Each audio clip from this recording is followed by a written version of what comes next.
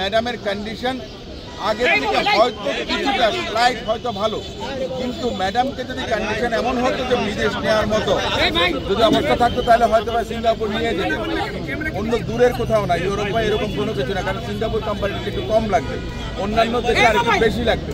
কিন্তু কথাটা হচ্ছে যে আপনার সে ধরনের অবস্থার জন্য ম্যাডাম ফাইটার, ম্যাডামের জ্যেষ্ঠ পুত্র জনাব তারেক রহমান সাহেব বলেছেন যে ইতিপূর্বে ৬ বার মৃত্যুর মুখ থেকে ফেরত এসেছেন, সংগ্রাম করেছেন, টানা তৃতীয়বার অর্জন করেছে দেশের সেরা সুপার ব্র্যান্ড স্বীকৃতি বসুন্ধরা টিস্যু। তিনি দেশবাসীর কাছে ডক্টর জাহিদ দোয়া চেয়েছেন ম্যাডামের জন্য যে গণতন্ত্র এদেশে প্রতিষ্ঠিত হয়েছে সেটা যেন তিনি দেখে যেতে পারেন, এবং এটা আমরা কামনা করি যে সমগ্র বাংলাদেশের প্রতিটি মসজিদে, মন্দিরে, গির্জায় বেগম খালেদা জিয়ার জন্য দোয়া চাওয়া হয়েছে।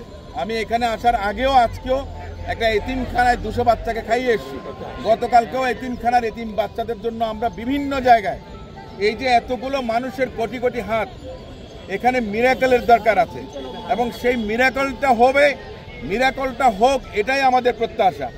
এবং ওনার এই সুস্থতা, ওনার রোগ মুক্তির জন্য সমগ্র বাংলাদেশের জনগণ যেভাবে চাচ্ছেন, ইনশাল্লাহ আমি মনে করি যে ওনাকে একটা স্টেবল কন্ডিশনে, যেটা জাহিদ ভাই নিজেও বলেছেন, যদি সুযোগ পাওয়া যায় ভালো হয় তাহলে বিদেশ নেওয়া যাবে। বাট এখনকার যে অবস্থা, যে হাই অল্টিটিউডে অ্যাটমসফিয়ারিক প্রেশার যেটা আছে, সেই অবস্থাটা ওনার এই মুহূর্তে নেই।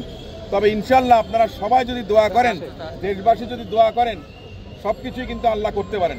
এটাই আমাদের একমাত্র ভরসা, এটাই আমাদের প্রত্যাশা। কিছুটা কিন্তু সেটাকে স্টেবল বলা যাবে না, কিংবা খারাপ হয়েছে তাও বলা যাবে না, এই মাঝামাঝিতে আছে।